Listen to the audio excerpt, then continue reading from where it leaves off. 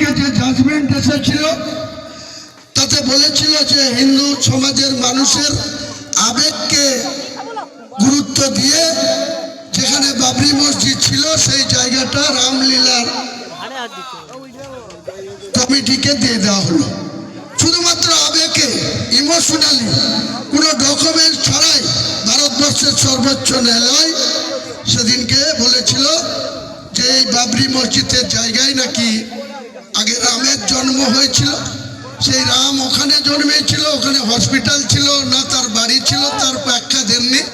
বলেছেন হিন্দু সমাজের ইমোশনালকে গুরুত্ব দিয়ে, আবেগকে গুরুত্ব দিয়ে সেখানে বাবরি মসজিদ যেখানে ছিল সেই জায়গায় রাম মন্দির হবে।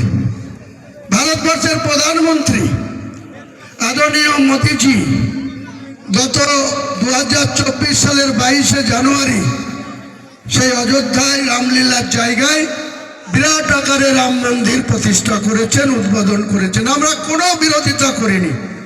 ভারতবর্ষের মুসলমান সমাজ এটা নিয়ে কোনো বিরোধিতা করেননি।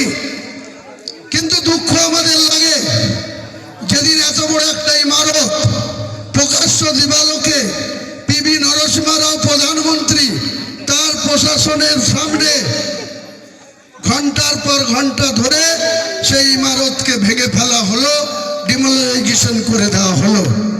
তারপরে জল অনেক দূর গড়িয়েছে, অনেক আইনি লড়াই হয়েছে।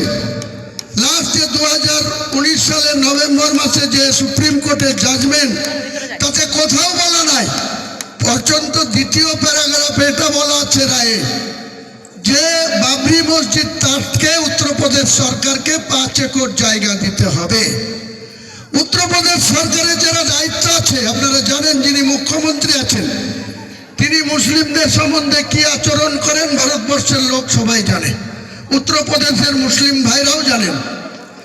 তাই তিনারা যে জায়গা দিয়েছেন যেখানে ছিল বাবরি মসজিদ সেখান থেকে 14 কিলোমিটার দূরে, যেখানে মাত্র 15% মুসলমানের বাস, তার মধ্যে 5% মুসলমান একটু শক্তিশালী অর্থনৈতিক দিক থেকে, শিক্ষা দীক্ষার দিক থেকে, 10% মুসলমান সেখানে লেবার শ্রেণী, নির্মাণ কর্মী, তারা সেখানে করতে পারছে না বাবরি মসজিদ।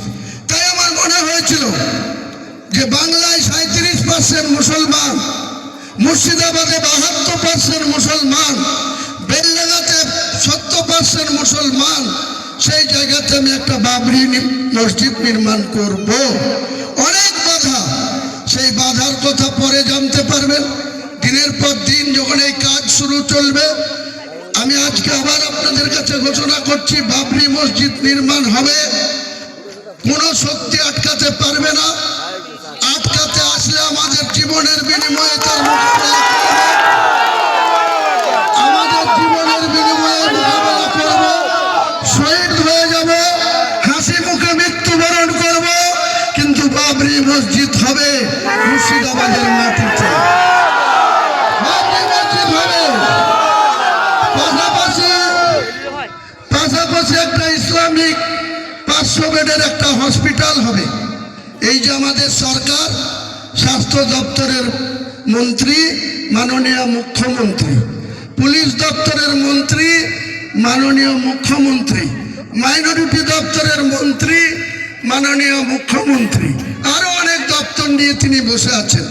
আজকে যান, এখানে যে মিডিয়া আছে, ন্যাশনাল মিডিয়া আছে, তিনারা যান বহরমপুর মেডিকেল কলেজে গিয়ে যদি দেখতে না পান যে একটা বেডে 3 জন করে রুগী শুয়ে আছে, কোন রুগী বেড পায়নি, নিচে শুয়ে আছে, ঠান্ডার দিন মেঝেতে শুয়ে আছে, তার স্বাস্থ্যের কি অবনতি হচ্ছে। যারা স্বাস্থ্য পরিষেবা পেতে গিয়ে তাদের স্বাস্থ্যের আরো অবনতি হচ্ছে।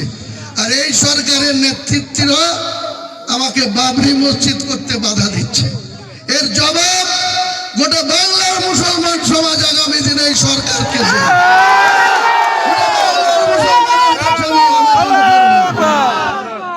বাংলার মুসলমান সমাজ, এখানে বাংলাতে 7,66,00,000 ভোটারের মধ্যে 2,82,533 জন মুসলমান ভোট আছে।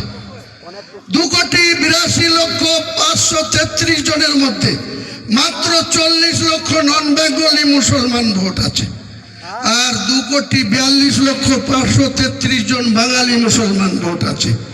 এই বাঙালি মুসলমানদের কাছে আমার আবেদন, আপনারা নিজেদের জায়গায় যেখানে 42% থেকে 82% পর্যন্ত মুসলমান মেজরিটি সিট আছে 90খানা, এই 90টা সিটে আপনাদেরকে মুসলমানদের জনপ্রতিনিধি বিধানসভায় পাঠাতে হবে।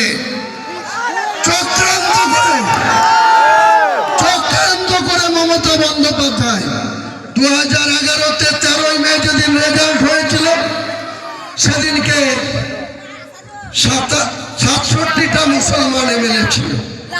ওনার 5 বছর ক্ষমতা পূর্ণ হওয়ার পর 2016-তে সেটা নেমে আসলো 57-তে।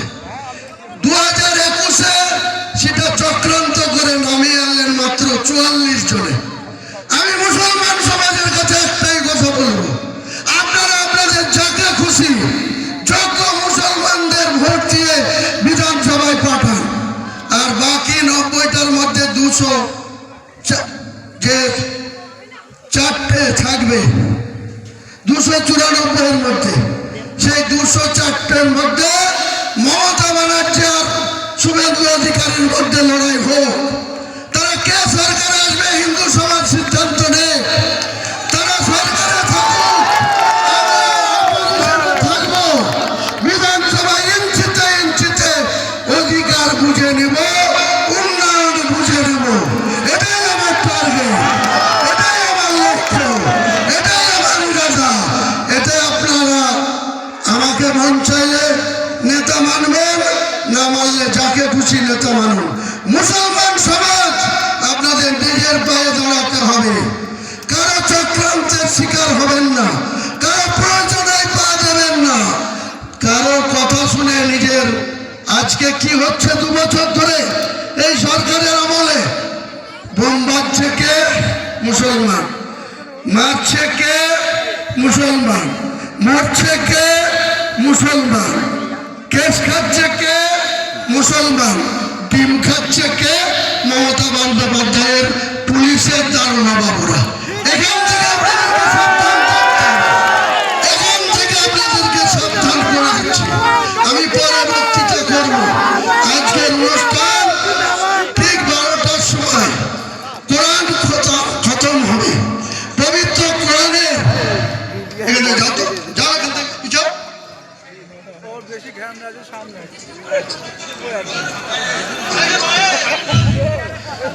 আজকে আরেকটা উল্লেখযোগ্য দিন মুসলমানদের জন্য, আরেকটা উল্লেখযোগ্য দিন, যে পবিত্র কোরআন যেদিন নাজিল হয়েছিল সেই দিন থেকে আজকে 6ই ডিসেম্বর 2025 কোরআনের বয়স পূর্ণ হয়েছে 1450 বছর।